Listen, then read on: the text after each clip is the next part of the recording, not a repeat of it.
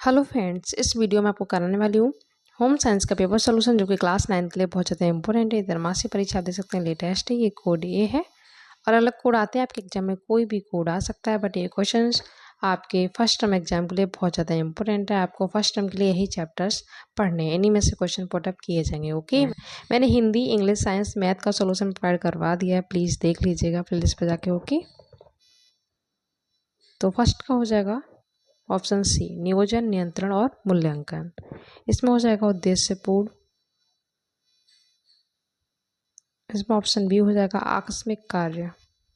इसमें हो जाएगा गृह व्यवस्था। आवश्यकता मनुष्य की ऐसी इच्छा जिसकी पूर्ति के लिए उसके पास क्या होना चाहिए? पर्याप्त धन होना चाहिए, तभी तो इच्छा पूरी होगी। ये क्वेश्चन को पूछा था, सबसे अधिक सुखी वर्ग कौन सा होता है? तो संतोषी, जिसके अंदर संतोष होता है। ओके, इसमें हो जाएगा ऑल।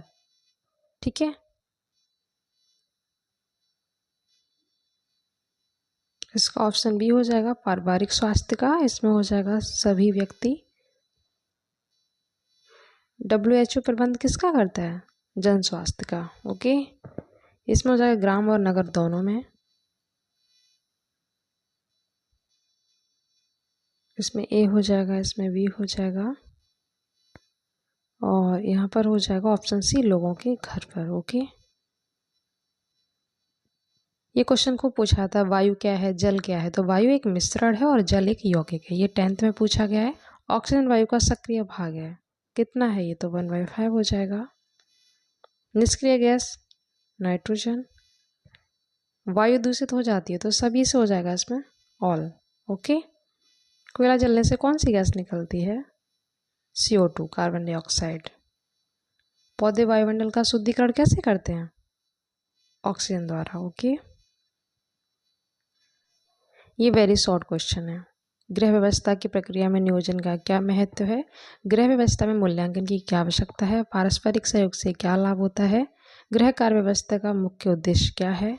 मनुष्य की मुख्य आवश्यकता क्या है? तो वस्त्र हो गया, भोजन हो गया और आवास। ओके, अभी मैं इसका सॉल्यूशन आपको करवा दूंगी। अब शॉर्ट देख लेते हैं। गृह व्यवस्था के क्या क्या लाभ है, ये वाला करवा दूंगी इधर से।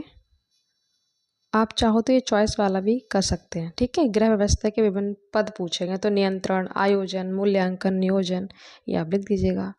इसमें मैं आपको ये वाला करवा दूंगी इधर से। उत्तम गृह कार्य व्यवस्था के 3 उपाय।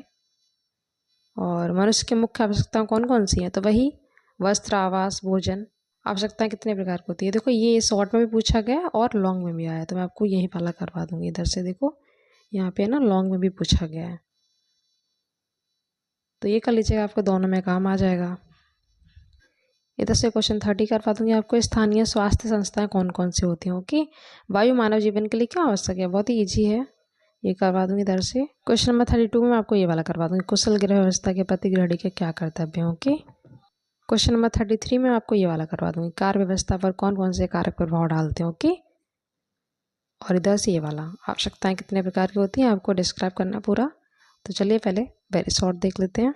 तो क्वेश्चन नंबर 21, गृह व्यवस्था की प्रक्रिया में नियोजन का क्या महत्व है? ओके, तो आप यहाँ तक लिख दीजिएगा। ये क्वेश्चन नंबर 22 है, गृह व्यवस्था में मूल्यांकन की क्या आवश्यकता होती है? ये प्रबंधन प्रक्रिया का एक अहम चरण होता है। ठीक है, ये आप लिख दीजिएगा, वेरी शॉर्ट है। नेक्स्ट क्वेश्चन नंबर 23, पारस्परिक सहयोग से क्या लाभ होता है? तो आप ये लिख दीजिएगा। ओके, गृह कार्य व्यवस्था के मुख्य उद्देश्य क्या हैं? तो आप ये लिख दीजिएगा, समय, श्रम, धन। ये क्वेश्चन नंबर 27 का आंसर है, शॉर्ट क्वेश्चन, गृह व्यवस्था से क्या क्या लाभ होते हैं? तो आप ये लिख दीजिएगा। ओके, क्वेश्चन नंबर 28 का आंसर है, उत्तम गृह कार्य व्यवस्था के लिए 3 उपाय पूछे गए थे ना, तो ये आप लिख दीजिएगा। उसमें देखो 2 क्वेश्चन है, मनुष्य की मुख्य आवश्यकताएं कौन कौन सी, अगर आप वो करेंगे तो उसमें आप भोजन, वस्त्र, आवास लिख देंगे। ठीक है, चॉइस में था ना आवश्यकताएं कितने प्रकार की होती हैं, वो बतानी है, तो आप ये लिख दीजिएगा।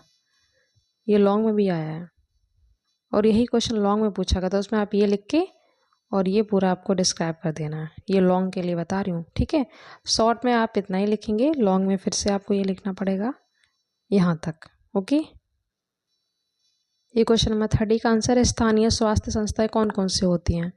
तो आप ये नाम लिख देंगे। ठीक है, ये शॉर्ट में क्वेश्चन पूछा गया, वायु मानव जीवन के लिए क्यों आवश्यक है, तो आप ये लिख दीजिएगा पॉइंट, और इधर से ये लिख दीजिएगा। तो आप ये 2-3 पॉइंट लिख दीजिएगा, सफिशिएंट है, 4 मार्क्स में पूछा गया। ये लॉन्ग है, कुशल गृह व्यवस्था के प्रति गृहिणी के क्या कर्तव्य होते हैं, तो आप पहले स्टार्टिंग में इतना लिखेंगे, उसके बाद आप ये फर्स्ट हेडिंग लिख देंगे, अनुकूलता, परिश्रमी होना, चरित्रवान होना, ये कार्य कुशलता हो गया, ठीक है। ऐसे आप सभी में से थोड़ा थोड़ा लिख दीजिएगा। नियोजन का ज्ञान, आय व्यय का संतुलन, उसके बाद लास्ट में ये लिख दीजिएगा। ओके, क्वेश्चन नंबर 33 है, कार्य व्यवस्था पर कौन कौन से कारक प्रभाव डालते हैं, ठीक है। तो ये आप लिख देंगे, फर्स्ट हेडिंग सूझबूझ की न्यूनता, सेकंड हेडिंग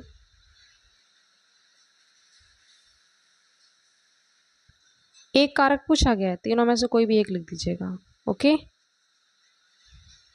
तो मैंने आपको कंप्लीट सॉल्यूशन करवा दिया। वीडियो अच्छा लगा तो लाइक से कर दीजिएगा। मिलते हैं नेक्स्ट वीडियो में। Thank you so much.